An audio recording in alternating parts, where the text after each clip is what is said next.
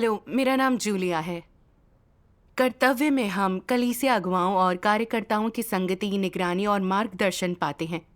इसके प्रति हमारा रवैया कैसा होना चाहिए? इसी विषय पर मैं एक बहन के अनुभव की गवाही पढ़ रही हूँ जो सोचने पर मजबूर करती है। इस बहन ने अगुआ द्वारा उसके काम की निगरानी का विरोध किया। वह दूसरों को भी विरोध करने के लिए उकसाती थी। इससे कलीसिया के कार्य में बाधा आई। प्रार्थना और चिंतन से वह समझी कि इन सब के पीछे उसके भ्रष्ट स्वभाव का हाथ था। इसका उस पर गहरा असर हुआ और उसके रवैये में भी काफी बदलाव आया। इस लेख का नाम है निगरानी का विरोध करने के बाद चिंतन। 2021 में मैं कलीसिया में सिंचन कार्य की प्रभारी थी। उस दौरान अगुआ अक्सर हमारे काम की प्रगति के बारे में पूछते थे ताकि निगरानी और खोज खबर रख सके। वे ये भी पूछते कि काम में कोई समस्या तो नहीं आ रही। शुरुआत में मैं तत्परता से जवाब देती थी, पर कुछ समय बाद मैं सब्र खोने लगी। मैंने सोचा, बार बार जानकारी देना झंझट का काम है। इससे काफी समय बर्बाद होता है। क्या इससे मेरे काम पर बुरा असर नहीं पड़ेगा? और कार्य का प्रदर्शन खराब होगा तो वे मुझे बर्खास्त कर देंगे। ये एहसास होने पर काम की निगरानी को लेकर मैं अगुआ का विरोध करने लगी। एक बार अगुआ ने पत्र लिखकर मुझसे पूछा कि काम कैसा चल रहा है। यह भी पूछा कि इस महीने कितनों ने सुसमाचार स्वीकारा, कौन नियमित रूप से सभा में नहीं आ रहा था और क्यों, उसकी धार्मिक धारणाएं क्या थीं और हमने संगति से कैसे उसका समाधान किया। इतने सारे सवालों से मैं थोड़ी परेशान सी हो गई। मुझे बहुत सारी सामग्री तैयार करनी थी, सिंचन कर्मियों के साथ इनकी चर्चा करनी थी। सवाल जवाब से देरी हो जाती तो मैंने विरोध किया। आप इतने सवाल पूछ रहे हैं, इसमें हमें कितनी देर होगी?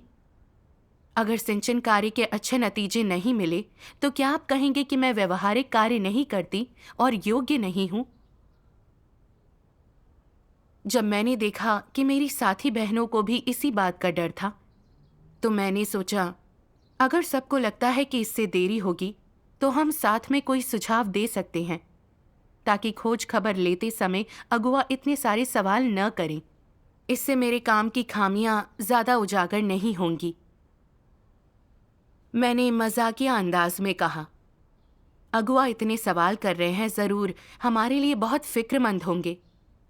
एक बहन ने सहमति जताते हुए कहा, लगता है जैसे जिरह कर रहे हैं।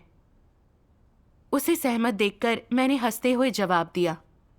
मैंने कहा, हम पहले ही इतने व्यस्त हैं, ऊपर से इन सवालों का जवाब देना बहुत परेशानी वाला काम है। इससे हमारे सिंचन कार्य पर असर नहीं पड़ेगा। दूसरी बहनों ने भी सहमति में सिर हिलाया। मैं मन ही मन खुश हुई। लगता है सिर्फ मैं ही इसका विरोध नहीं कर रही थी। हम साथ में अगुआ को सुझाव दे सकते हैं, फिर वे हर वक्त काम की जानकारी मांगना बंद कर देंगे। मेरे बहकावे में आकर मेरी साथी बहनें अगुआ द्वारा काम की जानकारी मांगने पर मुंह बना लेती थीं और जवाब देते हुए भी बस बेमन से कुछ बता देती थीं। वे काम की समस्याओं और परेशानियों की पूरी जानकारी नहीं देती, जिससे कि अगुआ को हमारी समस्याओं का पता नहीं चल पाया और उसके साथ ही सिंचन कार्य की प्रगति भी रुक गई। एक बार अगुआ ने देखा कि हम सिंचन कर्मियों के विकास पर ध्यान नहीं दे रहे, तो उन्होंने इसके महत्व पर संगति करते हुए एक पत्र भेजा और हमें अभ्यास के कुछ मार्ग बताए। उन्होंने कहा कि हम इस प्रोजेक्ट की जिम्मेदारी नहीं उठा रहे थे, धीमे काम करके प्रभावहीन बन गए थे। इससे नए विश्वासियों का प्रशिक्षण रुक गया और इसका सीधा असर सिंचन कार्य पर पड़ा। उन्होंने हमसे कहा कि इस पर ध्यान दे और नए विश्वासियों को सिंचन कर्मी के रूप में प्रशिक्षित करें। पत्र देखकर मैं थोड़ी प्रतिरोधी हो गई। ऐसी उम्मीद रखना तो बहुत ज्यादा है। इन नए विश्वासियों ने अभी कर्तव्य निभाना शुरू किया। उनका विकास इतना आसान नहीं है। आपको लोगों को विकसित करने का बहुत अनुभव है। हमें अपने स्तर का ना समझें। मगर फिर मैंने सोचा, अगर मैंने सीधे उनसे शिकायत की तो क्या वे मुझे एक अयोग्य कर्मी नहीं समझेंगे? ऐसे नहीं चलेगा। मुझे साबित करना होगा कि टीम ये उम्मीद पूरी नहीं कर सकती। इससे उन्हें हमारी बात माननी ही पड़ेगी और मैं अकेली इसके लिए जवाबदेह नहीं रहूंगी।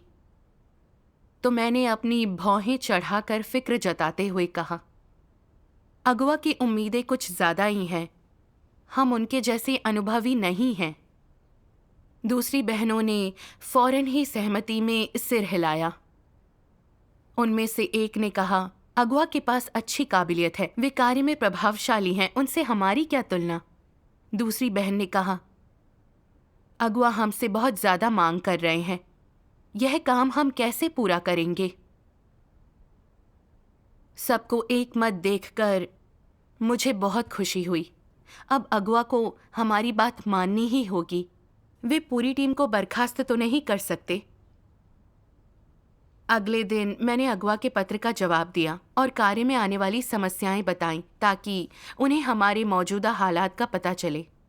अंत में मैंने एक और बात लिखी, अभी के लिए हमारे काम के नतीजे ऐसे ही रहेंगे, इसे बेहतर करना मुश्किल है। मैंने उस पत्र में हमारा शब्द पर जोर दिया ताकि अगवा जान सकें कि यह हम सब लोगों की राय थी। इस तरह अगवा हमें ऊंचे मानक से नहीं आंकेंगे। मगर मुझे हैरानी हुई जब अगली सभा में अगवा ने मेरा निपटान करते हुए उजागर किया। कहा मैं कर्तव्य का बोझ नहीं उठा रही थी, सुधार नहीं करना चाहती। मैंने भाई बहनों के बीच नकारात्मक विचार फैलाए, गिरोह बनाकर दूसरों को अपने साथ किया और उन्हें अगवा के खिलाफ भड़काया। नए विश्वासियों को विकसित करने में भी लापरवाही की और टीम के कार्य में भी कोई भूमिका नहीं निभाई। इसके बाद मुझे बर्खास्त कर दिया गया। बर्खास्त होने के बाद मैं दोषी और दुखी महसूस करने लगी। मैं जानती थी मैंने मुश्किलें खड़ी की और परमेश्वर को नाराज किया। समस्या आने पर मैंने सत्य नहीं खोजा, गलत धारणाएं भी फैलाईं जिससे सभी निराशा की हालत में जीने लगे। मैंने वाकई कलीसिया के कार्य में बाधा डाली थी। फिर चिंतन करते हुए मैंने परमेश्वर के ये वचन पढ़े, चूंकि अपने दिलों में मसीह विरोधी हमेशा मसीह के दिव्य सार पर संदेह करते हैं और हमेशा एक अवज्ञाकारी स्वभाव रखते हैं, इसलिए जब मसीह उन्हें करने के लिए कार्य सौंपता है तो वे हमेशा उनकी जांच और उन पर चर्चा करते हैं और लोगों से यह तय करने के लिए कहते हैं कि वे सही हैं या गलत। यह एक गंभीर समस्या है ना? वे इन चीजों को सत्य के प्रति आज्ञाकारिता के दृष्टिकोण से नहीं लेते, इसके बजाय वे उन्हें परमेश्वर के प्रति विरोध के दृष्टिकोण से लेते हैं। यह मसीह विरोधियों का स्वभाव है। जब वे मसीह की आज्ञाएं और कार्य व्यवस्थाएं सुनते हैं तो वे उन्हें स्वीकार कर उनका पालन नहीं करते, बल्कि चर्चा करना शुरू कर देते हैं। और वे किस बात पर चर्चा करते हैं? वे चर्चा करते हैं कि मसीह के वचन और आदेश सही हैं या गलत, और जांच करते हैं कि उन्हें कार्यान्वित किया जाना चाहिए या नहीं। क्या उनका रवैया वास्तव में इन चीजों को कार्यान्वित करना चाहने का होता है? नहीं, वे ज्यादा लोगों को प्रोत्साहित करना चाहते हैं कि वे उनकी तरह बने, इन चीजों को न करें। और क्या इन्हें न करना आज्ञाकारिता के सत्य का अभ्यास करना है? स्पष्ट रूप से नहीं। तो वे क्या कर रहे हैं? विद्रोह। न केवल वे खुद परमेश्वर के प्रति विद्रोह कर रहे हैं, बल्कि वे सामूहिक रूप से विद्रोह भी चाहते हैं। यह उनके कर्मों की प्रकृति है ना? सामूहिक विद्रोह, सबको अपने जैसा बनाना, सबको अपने जैसा सोचने, अपने जैसा कहने, अपने जैसा निर्णय करने पर मजबूर करना। मसीह के निर्णय और आज्ञाओं का सामूहिक रूप से विरोध करना, यह मसीह विरोधियों की कार्य प्रणाली है। मसीह विरोधियों का विश्वास यह होता है, अगर हर कोई ऐसा करता है तो यह कोई अपराध नहीं है। इसलिए वे दूसरों को परमेश्वर के विरुद्ध विद्रोह करने के लिए प्रेरित करते हैं और सोचते हैं कि ऐसा होने पर परमेश्वर का घर उनका कुछ नहीं बिगाड़ सकता। क्या ये बेवकूफ़ी नहीं है? मसीह विरोधियों की परमेश्वर के विरुद्ध लड़ने की क्षमता अत्यंत सीमित है। वे बिल्कुल अकेले हैं। इसलिए वे लोगों को सामूहिक रूप से परमेश्वर का विरोध करने के लिए भर्ती करने की कोशिश करते हैं और अपने दिलों में सोचते हैं कि मैं लोगों के एक समूह को बहकाऊंगा और उन्हें उसी तरह सोचने और कार्य करने के लिए प्रेरित करूंगा जैसा मैं करता हूँ। हम एक साथ मसीह के वचनों को नकारेंगे और परमेश्वर के वचनों को बाधित करेंगे और उन्हें सफल होने से रोकेंगे। और कोई मेरे कार्य की जांच करने आएगा तो मैं कहूंगा कि सभी ने इसे इसी तरह करने का फैसला किया था, और फिर हम देखेंगे कि तुम इसे कैसे संभालते हो। मैं इसे तुम्हारे लिए नहीं करने वाला, मैं इसे पूरा नहीं करने वाला, और देखते हैं तुम मेरे साथ क्या करते हो। क्या ये चीजें जो मसीह विरोधियों में प्रकट होती हैं घृणित नहीं हैं? वे बेहद घृणित हैं। और क्या उन्हें घृणित बनाता है? ये मसीह विरोधी परमेश्वर के घर में सत्ता हथियाना चाहते हैं।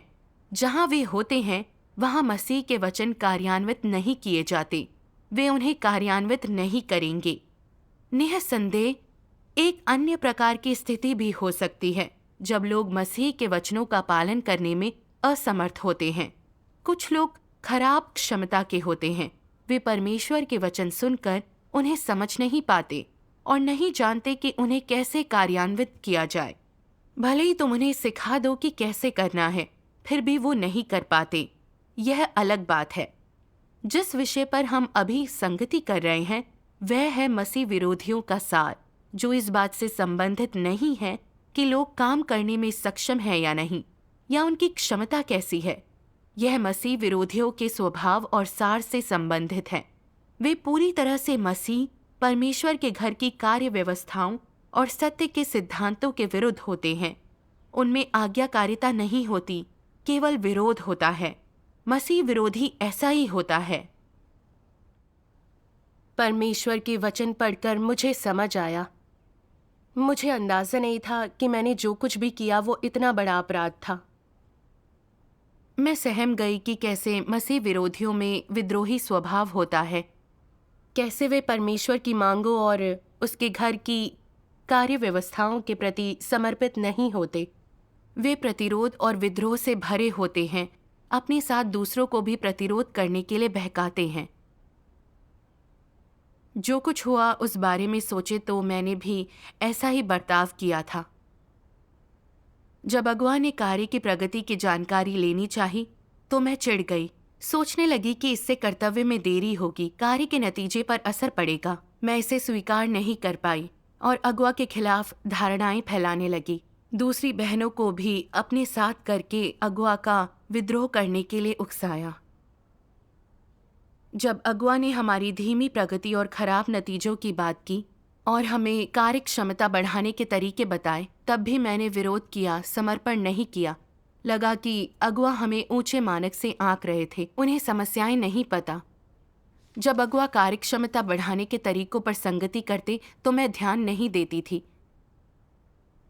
अगुआ को मनाने और हमारे लिए मानकों को नीचे रखने के लिए, उन्हें बताने के लिए कि खराब नतीजों की जिम्मेदार बस मैं नहीं हूँ, मैंने दूसरों के बीच यह धारणा फैला दी कि अगुआ की मांगें बहुत ऊंची थी। उन्हें यह मानने को उकसाया कि अगुआ हमें बहुत काम दे रहे थे। मैंने उन्हें भी विरोध करने के लिए भड़काया ताकि अकेली मैं ही जवाबदेह ना मानी जाऊं। मैं बहुत धूर्त थी। मेरी बातों में निजी मंशाएं और शैतान का छल कपट छिपा था। मैं सोचती कि अपनी मंशाएं पूरी करने के लिए दूसरों का इस्तेमाल कैसे करूं। अगुआ ने हमारे कार्य की जानकारी मांगी ताकि वे समय रहते हमारी समस्याओं का पता लगाकर उन्हें पूरी तरह से हल कर सकें, कार्य क्षमता बढ़ाने में हमारी मदद कर पाएं और नए विश्वासियों को प्रशिक्षण देकर जल्द उन्हें कर्तव्य सौंपे। वे तो परमेश्वर की अपेक्षाओं और कलीसिया की व्यवस्थाओं के अनुसार ही काम कर रहे थे, पर मैंने उनका विरोध किया। यह अगुआ के साथ असहमत होना नहीं था, बल्कि यह कलीसिया के कार्य और परमेश्वर की अपेक्षाओं के प्रति मेरा विरोध था। मैं पूरी तरह से परमेश्वर के खिलाफ थी। मैंने सबको मेरा साथ देने के लिए बहकाया और उकसाया ताकि हम सभी एक जैसा सोचे, कलीसिया की व्यवस्थाओं का विरोध करें। मैंने एक मसीह विरोधी का स्वभाव दिखाया। मैं शैतान की सेविका की तरह काम कर रही थी। मैंने सबको बहकाने के लिए निराशाजनक बातें कहीं, जिससे वे सुधार करने की प्रेरणा खो बैठे, मौजूदा स्तर से संतुष्ट हो गए और कार्य में लापरवाह हो गए। नतीजतन सिंचन कार्य में नाकामी मिलती रही। नए विश्वासियों के प्रशिक्षण में इस तरह रुकावट डालना और प्रतिरोध करना कुकर्म था। इसका एहसास होने पर मुझे थोड़ा डर लगा। अगर मैं उसी राह पर चलती रहती तो और ज्यादा कुकर्म करती, अंत में मसीह विरोधी बन जाती, उजागर करके निकाल दी जाती। कलीसिया का मुझे बर्खास्त करना परमेश्वर की धार्मिकता और सुरक्षा का प्रतीक था। मैंने परमेश्वर से प्रार्थना की, हे परमेश्वर, मेरी बर्खास्तगी तुम्हारी धार्मिकता प्रतीक है। तुम्हारे वचनों से उजागर होने से मैंने अपने मसीह विरोधी स्वभाव को पहचान लिया है। इस बर्खास्तगी द्वारा तुम मेरी रक्षा करके मुझे बचा रहे थे। मैं तुम्हारी आभारी हूं। फिर मैंने ईश वचनों के 2 और अंश पढ़े जो ऐसे भ्रष्ट स्वभाव का खुलासा करते हैं। सर्वशक्तिमान परमेश्वर कहते हैं, मसीह विरोधी अक्सर लोगों को ठगने के लिए सिद्धांत फैलाते हैं। मसीह विरोधी चाहे जो भी कार्य कर रहे हों, उन्हें हमेशा अपनी चलानी होती है। वे सत्य के सिद्धांतों का पूर्ण रूपेण उल्लंघन करते हैं। तो जो कुछ मसीह विरोधियों में प्रकट होता है, उसे देखते हुए मसीह विरोधियों का स्वभाव कैसा होता है? क्या वे सकारात्मक चीजों से प्रेम करते हैं? क्या वे सत्य से प्रेम करते हैं? क्या उनमें परमेश्वर के प्रति सच्ची आज्ञाकारिता होती है? उनका सार सत्य से उकताहट और घृणा वाला होता है। और तो और वे इतने अहंकारी होते हैं कि अपनी संपूर्ण तर्क शक्ति खो देते हैं। उनमें थोड़ा भी ज़मीर और समझ नहीं होती। वे मनुष्य कहलाने लायक नहीं होते। सिर्फ इतना ही कहा जा सकता है कि वे शैतान के किस्म के हैं। वे राक्षस हैं। जिनमें सत्य की स्वीकृति नहीं है, वे सभी राक्षस हैं। इसमें कोई संदेह नहीं। मसीह विरोधियों के दिलों में सत्य का अभ्यास और मसीह का आज्ञा पालन करने के प्रति क्या दृष्टिकोण होता है? एक शब्द, विरोध। वे विरोध करते रहते हैं। और इस विरोध में निहित स्वभाव कैसा होता है? इसे कौन सी चीज जन्म देती है? अवज्ञा इसे जन्म देती है। स्वभाव में यह सत्य से उकताहट है। यह उनके दिलों में अवज्ञा का होना है। यह उनका आज्ञा पालन करने की इच्छा न रखना है। इसीलिए जब परमेश्वर का घर एक ही व्यक्ति द्वारा निर्णय लिए जाने के बजाय अगुवाओं और कार्यकर्ताओं को एक साथ मिलकर काम करना और चर्चा करने का तरीका सीखने के लिए कहता है, तो मसीह विरोधी अपने दिलों में क्या सोचते हैं? लोगों के साथ हर बात पर चर्चा करने में बहुत परेशानी होती है। मैं इन चीजों के बारे में निर्णय ले सकता हूँ। दूसरों के साथ काम करना, इस पर उनके साथ बात करना, सिद्धांत के अनुसार काम करना कितना बेवकूफ़ी भरा और शर्मनाक है। मसीह विरोधी सोचते हैं कि वे सत्य समझते हैं। उन्हें सब कुछ स्पष्ट है। काम करने की उनकी अपनी अंतर्दृष्टियां और तरीके हैं। इसलिए वे दूसरों के साथ काम करने में असमर्थ हैं। वे लोगों के साथ किसी चीज पर चर्चा नहीं करते। वे सब कुछ अपने तरीके से करते हैं और किसी और की नहीं सुनते। हालांकि मुंह से मसीह विरोधी यही कहते हैं कि वे आज्ञा पालन और दूसरों के साथ काम करने के लिए तैयार हैं, लेकिन उनके उत्तर बाहर से चाहे कितने भी अच्छे लगते हों, उनके शब्द कितने भी कर्णप्रिय हों, वे अपनी विद्रोही स्थिति और अपना शैतानी स्वभाव बदलने में असमर्थ रहते हैं। अंदर से वे भयंकर विद्रोही होते हैं। किस हद तक? अगर ज्ञान की भाषा में समझाया जाए तो यह एक ऐसी घटना है जो 2 अलग अलग प्रकृति की चीजें एक साथ रखने पर घटित होती है। अस्वीकृति, जिसकी व्याख्या हम प्रतिरोध के रूप में कर सकते हैं। मसीह विरोधियों का ठीक यही स्वभाव होता है, ऊपर वाले का विरोध। उन्हें ऊपर वाले का विरोध करना अच्छा लगता है और वे किसी का आज्ञा पालन नहीं करते। परमेश्वर कहता है कि मसीह विरोधियों की प्रकृति और सार सत्य से नफरत करने वाला और परमेश्वर विरोधी है। मुझे एहसास हुआ कि मेरा स्वभाव भी मसीह विरोधी जैसा ही था। मैं अगवा की निगरानी से चिढ़ जाती और हमेशा उसका विरोध करती थी, सोचती कि इससे देरी होगी। अगुआ का हमसे बेहतर नतीजे मांगना बहुत ऊंची मांग लगी, तो मैंने समर्पण नहीं किया, शोर मचाकर विद्रोह किया। वास्तव में मुझे अगुआ की बात सुननी ही चाहिए थी, जो काम की समस्याएं बता रहे थे। कर्तव्यनिष्ठ होकर सोचना चाहिए था कि काम में अच्छे नतीजे क्यों नहीं मिले। क्या इसकी वजह काम में हमारी लापरवाही थी, या हमें चीजों की परख नहीं थी और हम भाई बहनों की समस्याएं हल करने में सक्षम नहीं थे? समस्या पता चलने पर मुझे उसे हल करके सुधारना था, मगर मैंने सत्य नहीं स्वीकारा, चिंतन नहीं किया, ना ही अच्छे से कर्तव्य नहीं निभा पाने के लिए खुद को जिम्मेदार माना। बर्खास्तगी से बचने के लिए मैंने दूसरों को अपने साथ मिलाकर अगुआ का विरोध करने के लिए उकसाया। अगुआ का काम की खोज खबर लेना और निगरानी करना एक सकारात्मक चीज और परमेश्वर की अपेक्षा है, पर मैंने इसका विरोध और विद्रोह किया। कहने को तो मैं अगुआ से टकरा रही थी, पर सार में मैं सत्य से ऊबती थी, सकारात्मक चीजों से नफरत करती थी। मैंने कलीसिया के कार्य में रुकावट डाली और परेशानी खड़ी की थी। सत्य से ऊबने और परमेश्वर के खिलाफ अपने विद्रोह को देखकर मुझे अपने शैतानी स्वभाव से डर लगने लगा। मैंने मसीह विरोधियों को याद किया जिन्हें कलीसिया से निष्कासित कर दिया गया था। जब लोग उनकी आलोचना, मदद, कांटछांट या निपटान करते, तब वे सत्य स्वीकार कर आत्मचिंतन न करते। जब लोग उनके काम की निगरानी करते या कोई सुझाव देते, तो उनका गुस्सा भड़क उठता और वे उनके दुश्मन बन जाते थे। वे अड़ियल बनकर विरोध करते थे। कलीसिया के कार्य को गंभीर नुकसान पहुंचाने वाले कुकर्म के बाद भी वे पश्चाताप नहीं करते। अंत में कलीसिया से निष्कासित कर दिए गए।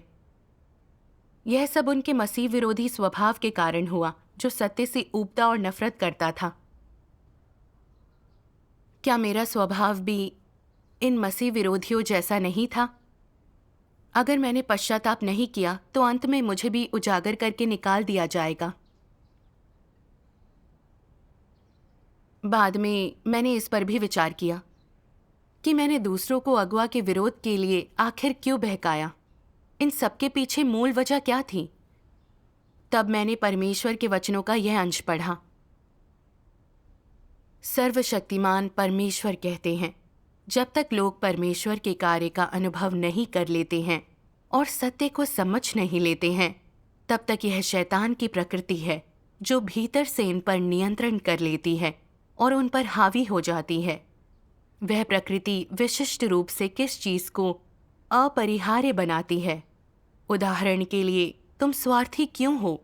तुम अपने पद की रक्षा क्यों करते हो? तुम्हारी भावनाएं इतनी प्रबल क्यों हैं? तुम उन अधार्मिक चीजों से प्यार क्यों करते हो? ऐसी बुरी चीजें तुम्हें अच्छी क्यों लगती हैं? ऐसी चीजों को पसंद करने का आधार क्या है? ये चीजें कहाँ से आती हैं? तुम इन्हें स्वीकार कर इतनी खुश क्यों हो?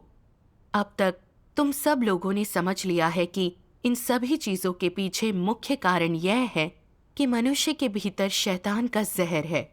तो शैतान का जहर क्या है? इसे कैसे व्यक्त किया जा सकता है? उदाहरण के लिए, यदि तुम पूछते हो लोगों को कैसे जीना चाहिए, लोगों को किसके लिए जीना चाहिए, तो लोग जवाब देंगे, हर व्यक्ति अपनी सोचे, बाकियों को शैतान ले जाए। यह अकेला वाक्यांश समस्या की जड़ को व्यक्त करता है। शैतान का फलसफा और तर्क लोगों का जीवन बन गया है। लोग चाहे जिसका भी अनुसरण करें, वे उसे बस अपने लिए करते हैं और इसलिए वे केवल अपने लिए जीते हैं। हर व्यक्ति अपनी सोचे, बाकियों को शैतान ले जाए। यही मनुष्य का जीवन दर्शन है और इंसानी प्रकृति का भी प्रतिनिधित्व करता है। ये शब्द पहले ही भ्रष्ट इंसान की प्रकृति, भ्रष्ट इंसान की शैतानी प्रकृति की सच्ची तस्वीर बन गए हैं और यह शैतानी प्रकृति पहले ही भ्रष्ट इंसान के अस्तित्व का आधार बन चुकी है। कई हजार सालों से वर्तमान दिन तक भ्रष्ट इंसान शैतान के इस जहर से जिया है। शैतान का हर काम अपनी भूख, महत्वाकांक्षाओं और उद्देश्यों के लिए होता है। वह परमेश्वर से आगे जाना चाहता है, परमेश्वर से मुक्त होना चाहता है और परमेश्वर के द्वारा रची गई सभी चीजों पर नियंत्रण पाना चाहता है। आज लोग शैतान द्वारा इस हद तक भ्रष्ट कर दिए गए हैं, उन सभी की प्रकृति शैतानी है। वे सभी परमेश्वर को नकारने और उसका विरोध करने की कोशिश करते हैं। वे अपने भाग्य पर अपना नियंत्रण चाहते हैं और परमेश्वर के आयोजनों और व्यवस्थाओं का विरोध करने की कोशिश करते हैं। उनकी महत्वाकांक्षाएं और भूख बिल्कुल शैतान की महत्वाकांक्षाओं और भूख जैसी है। इसलिए मनुष्यों की प्रकृति शैतान की प्रकृति है। परमेश्वर के वचन पढ़कर एहसास हुआ कि मेरा यह परमेश्वर विरोधी संगीन अपराध सिर्फ मेरे भ्रष्ट स्वभाव का प्रदर्शन नहीं था, बल्कि यह सब मेरी शैतानी प्रकृति और शैतानी स्वभाव के कारण हुआ था। इसी कारण मैं कभी भी परमेश्वर का विरोध कर सकती थी। शैतान ने मुझे गहराई तक भ्रष्ट कर दिया था। मैं हर व्यक्ति अपनी सोचे बाकियों को शैतान ले जाए के सांसारिक फलसफे से जी रही थी। मैं कपटी बन गई थी। मेरी कथनी करनी में सिर्फ अपना बचाव करने और फायदे पाने की मंशा छिपी थी। निगरानी के दौरान जब अगुआ को मेरे काम में समस्याएं दिखी, तो इस डर से कि अगुआ कहीं मुझे अयोग्य बताकर बर्खास्त न कर दे, मैंने साजिश रची, चाल चली, अगुआ के खिलाफ असंतोष फैलाया, दूसरों को अपने साथ अगुआ का विरोध करने, उनकी निगरानी से बचने के लिए उकसाया, ताकि अगुआ को लगे सिर्फ मैं ही खराब काम नहीं कर रही थी, बल्कि यह हम सबकी समस्या थी। अपना रुतबा बनाए रखने और अगुआ से लड़कर अपनी रक्षा करने के लिए मैंने साजिश रची। इससे कलीसिया के कार्य को भारी नुकसान हुआ। जितना सोचा खुद को उतना ही स्वार्थी, नीच और बेशर्म पाया। मैंने इतना बड़ा कुकर्म किया, मुझमें वाकई जरा भी मानवता नहीं थी। मुझे बहुत पछतावा हुआ और मैंने परमेश्वर से प्रार्थना की, हे परमेश्वर, मैंने कुकर्म किया है और कलीसिया के कार्य में बाधा डाली है। मैं पूरी तरह पश्चाताप करने और मार्गदर्शन स्वीकारने और सृजित प्राणी की तरह ईमानदारी से कर्तव्य निभाने को तैयार हूं। फिर मैंने परमेश्वर के वचनों के कुछ अंश पढ़े, जिनसे मुझे अगुआ की निगरानी और मार्गदर्शन के प्रति सही रवैये का पता चला। परमेश्वर कहते हैं, हालांकि आज बहुत से लोग कर्तव्य का निर्वहन करते हैं, लेकिन कुछ ही लोग सत्य का अनुसरण करते हैं। लोग अपने कर्तव्य पालन के दौरान सत्य का अनुसरण करते हुए सत्य की वास्तविकता में प्रवेश कम ही करते हैं। अधिकांश लोगों के काम करने के तरीके में कोई सिद्धांत नहीं होते। वे अब भी सच्चाई से परमेश्वर की आज्ञा का पालन नहीं करते, केवल जबान से कहते हैं कि उन्हें सत्य से प्रेम है, सत्य का अनुसरण करने और सत्य के लिए प्रयास करने की इच्छुक हैं, लेकिन पता नहीं उनका यह संकल्प कितने दिनों तक टिकेगा। जो लोग सत्य का अनुसरण नहीं करते, उनका भ्रष्ट स्वभाव किसी भी समय या स्थान पर बाहर आ सकता है। जो लोग सत्य का अनुसरण नहीं करते, उनमें अपने कर्तव्य के प्रति जिम्मेदारी की भावना नहीं होती। वे अक्सर लापरवाह और अनमने होते हैं, मनमर्जी से कार्य करते हैं, यहाँ तक कि काट छांट और निपटारा स्वीकार नहीं कर पाते। जो लोग सत्य का अनुसरण नहीं करते, वे नकारात्मक और कमजोर होते ही हार मान लेते हैं। ऐसा अक्सर होता रहता है, यह सबसे आम बात है। सत्य का अनुसरण न करने वाले लोगों का व्यवहार ऐसा ही होता है, और इसलिए जब लोगों को सत्य की प्राप्ति नहीं होती, तो वे भरोसेमंद और विश्वास योग्य नहीं होते। उनके भरोसेमंद न होने का क्या मतलब है? इसका मतलब यह है कि जब उन्हें कठिनाइयों या असफलताओं का सामना करना पड़ता है, तो बहुत संभव है कि वे गिर पड़ें और नकारात्मक और कमज़ोर हो जाएं। जो व्यक्ति अक्सर नकारात्मक और कमज़ोर हो जाता है, क्या वह भरोसेमंद होता है? बिल्कुल नहीं। लेकिन जो लोग सत्य समझते हैं, वे अलग ही होते हैं। जो लोग वास्तव में सत्य की समझ रखते हैं, उनके अंदर परमेश्वर का भय मानने वाला, उसकी आज्ञा का पालन करने वाला हृदय होता है। एक ऐसा हृदय जो परमेश्वर की आज्ञा का पालन करता है। और जिन लोगों में परमेश्वर का भय मानने वाला हृदय होता है, वही लोग भरोसेमंद होते हैं। जिनमें परमेश्वर का भय मानने वाला हृदय नहीं होता, वे लोग भरोसेमंद नहीं होते। जिनमें परमेश्वर का भय मानने वाला हृदय नहीं होता, उनसे कैसे संपर्क किया जाना चाहिए? उन्हें प्रेम पूर्वक सहायता और सहारा देना चाहिए। जब वे कर्तव्य निभा रहे हों, तो उनकी अधिक निगरानी करनी चाहिए। अधिक से अधिक मदद कर उनका मार्गदर्शन करना चाहिए। तभी वे अपना कार्य प्रभावी ढंग से कर पाएंगे। और ऐसा करने का उद्देश्य क्या है? मुख्य उद्देश्य परमेश्वर के घर के काम को बनाए रखना है। दूसरा मकसद है समस्याओं की तुरंत पहचान करना, तुरंत उनका पोषण करना, उन्हें सहारा देना, उनसे निपटना और उनकी काट छाट करना, भटकने पर उन्हें सही मार्ग पर लाना, उनके दोषों और कमियों को दूर करना। यह लोगों के लिए फायदेमंद है। इसमें दुर्भावनापूर्ण कुछ भी नहीं है। लोगों की निगरानी करना, उन पर नजर रखना, वे जो कर रहे हैं उसके बारे में और अधिक जानकारी प्राप्त करना, यह सब उन्हें परमेश्वर में विश्वास के सही रास्ते में प्रवेश करने में मदद करने के लिए है, ताकि वे परमेश्वर की अपेक्षा और सिद्धांत के अनुसार अपना कर्तव्य निभा सकें, ताकि वे किसी प्रकार की गड़बड़ी या व्यवधान उत्पन्न न करें, ताकि वे समय बर्बाद न करें। ऐसा करना पूरी तरह से उनके और परमेश्वर के घर के कार्य के प्रति जिम्मेदारी की भावना से उपजी है। इसमें कोई दुर्भावना नहीं है। परमेश्वर का घर कर्तव्य निभाने वालों का निरीक्षण, अवलोकन और जांच करता है। क्या तुम लोग परमेश्वर के घर का यह सिद्धांत स्वीकारने में सक्षम हो? अगर तुम परमेश्वर के घर को अपना निरीक्षण, अवलोकन और जांच करने दे सको, तो यह एक अद्भुत बात है। यह तुम्हें अपना कर्तव्य निभाने, अपना कर्तव्य संतोषजनक ढंग से निभा पाने और परमेश्वर की इच्छा पूरी करने में तुम्हारी मदद के लिए है। यह बिना किसी नुकसान के लोगों को लाभ पहुंचाता है और उनकी मदद करता है। जब व्यक्ति इस संबंध में सिद्धांतों को समझ लेता है, तो क्या फिर उसे अगुवाओं, कार्यकर्ताओं और परमेश्वर के चुने हुए लोगों के निरीक्षण के खिलाफ प्रतिरोध या बचाव की भावना रखनी चाहिए या नहीं रखनी चाहिए? कभी कभी तुम्हारी जांच और निरीक्षण किया जा सकता है और तुम्हारे कार्य की निगरानी की जा सकती है, लेकिन यह व्यक्तिगत रूप से लेने वाली बात नहीं है। ऐसा क्यों है? क्योंकि जो कार्य अब तुम्हारे हैं, जो कर्तव्य तुम निभाते हो और कोई भी कार्य जो तुम करते हो, वे किसी एक व्यक्ति के निजी मामले या व्यक्तिगत कार्य नहीं हैं।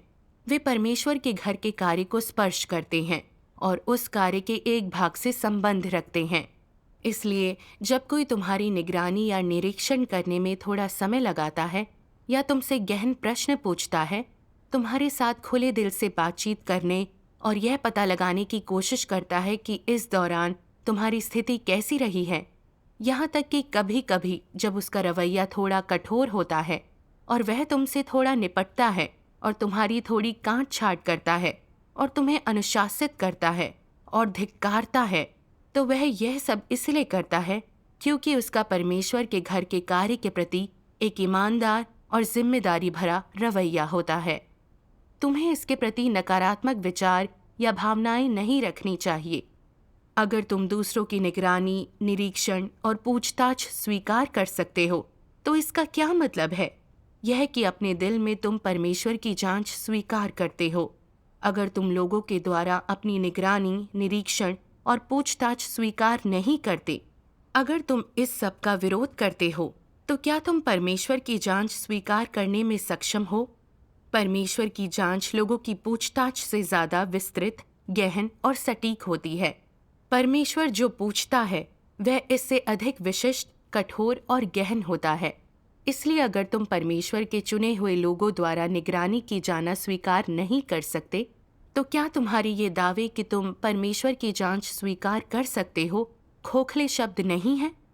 परमेश्वर की जांच और परीक्षा स्वीकार करने में सक्षम होने के लिए तुम्हें पहले परमेश्वर के घर, अगुवाओं और कार्यकर्ताओं और भाई बहनों द्वारा निगरानी स्वीकार करने में सक्षम होना चाहिए। परमेश्वर के वचनों से एहसास हुआ कि हमारे भीतर भ्रष्ट स्वभाव मौजूद होता है, इसलिए हम कार्य में मनमानी करते हैं। इसके अलावा अपनी नीच और आलसी प्रकृति के कारण हम कर्तव्य में लापरवाह होते हैं, अच्छे नतीजे पाने की कोशिश नहीं करते, कई तरह से सिद्धांत के खिलाफ जाते हैं। इसलिए हमें निगरानी और जांच के लिए अगुवाओं और कार्यकर्ताओं की जरूरत होती है, ताकि कलीसिया का कार्य निर्बाध तरीके से आगे बढ़ता रहे। परमेश्वर अगुवाओं और कार्यकर्ताओं से यही चाहता है। यह उनके कार्य का महत्वपूर्ण पहलू है। मुझे कार्यकर्ताओं की निगरानी और मार्गदर्शन को स्वीकारना और मानना चाहिए। इतना ही नहीं, मेरे मन में एक गलत धारणा भी बनी हुई थी। मैं सोचती थी कि अगुवा की निगरानी और जांच पड़ताल से मेरे काम में देरी होगी, जिसका असर मेरे कार्य के प्रदर्शन पर पड़ेगा। मगर असल में अगुवा काम की जानकारी इसलिए मांगते हैं ताकि समस्याओं का पता लगाकर उन्हें हल कर सके, उन्हें दूर करने में मदद कर सके। वास्तव में इससे हमारे कार्य का प्रदर्शन बेहतर होता है। इससे हमारी प्रगति में देरी नहीं होती। जैसे एक बार जब अगुवा हमारे काम की जांच पड़ताल कर रहे थे, तो उन्होंने पाया कि हम नए विश्वासियों का प्रेम और धैर्य से सिंचन नहीं कर रहे थे। इससे विश्वासी निराश हो गए और कर्तव्य निभाना बंद कर दिया। अगुवा की संगति से ही हम अपने काम में आई समस्याओं को पहचान पाए। नए विश्वासियों की समस्याएं हल करने को परमेश्वर के वचनों द्वारा संगति की, उन्हें अपना कर्तव्य निभाने का अर्थ बताया। नए विश्वासियों को उनके आध्यात्मिक कद के अनुसार काम सौंपे। फिर उनकी हालात में सुधार आया। वे सामान्य रूप से अपना कर्तव्य निभाने लगे। मैंने देखा कि अगुवा की निगरानी और मार्गदर्शन से हमारे काम पर नकारात्मक प्रभाव नहीं पड़ता, बल्कि कर्तव्य में सिद्धांतों पर हमारी पकड़ बेहतर हो जाती है। ये सब के सब हमारे काम में अगुवा की निगरानी और साथ ही मार्गदर्शन स्वीकारने के फायदे थे। मैं समझ गई थी कि अगुवा की निगरानी स्वीकारना कलीसिया के कार्य के प्रति एक जिम्मेदार रवैया और अभ्यास का वह सिद्धांत है जिसका पालन कर्तव्य में करना चाहिए। कुछ समय बाद अगुवा ने नए विश्वासियों का सिंचन कार्य मुझे फिर से सौंपा। मैं परमेश्वर की बहुत आभारी थी। इसके बाद जब भी अगुवा निगरानी या हमारा मार्गदर्शन करने आते, तो मैं विरोधी महसूस नहीं करती और अगुवा की ढूंढी समस्याओं पर ध्यान देकर कर्तव्य की समस्याओं पर साथियों के साथ सक्रियता से चर्चा कर पाती हूँ। जैसे जैसे काम में मौजूद समस्याएं स्पष्ट होने लगीं, हमारे कार्य का प्रदर्शन बेहतर होने लगा। मुझे सच में एहसास हुआ कि कर्तव्य में अगुवा की निगरानी और मार्गदर्शन स्वीकार करके, सत्य को स्वीकारने का रवैया अपनाकर और सिद्धांतों के अनुसार काम करके ही हम कर्तव्य में अच्छे नतीजे हासिल कर सकते हैं। परमेश्वर का धन्यवाद। आज इस निबंध में बस इतना ही। देखने के लिए आपका धन्यवाद। हम फिर मिलेंगे।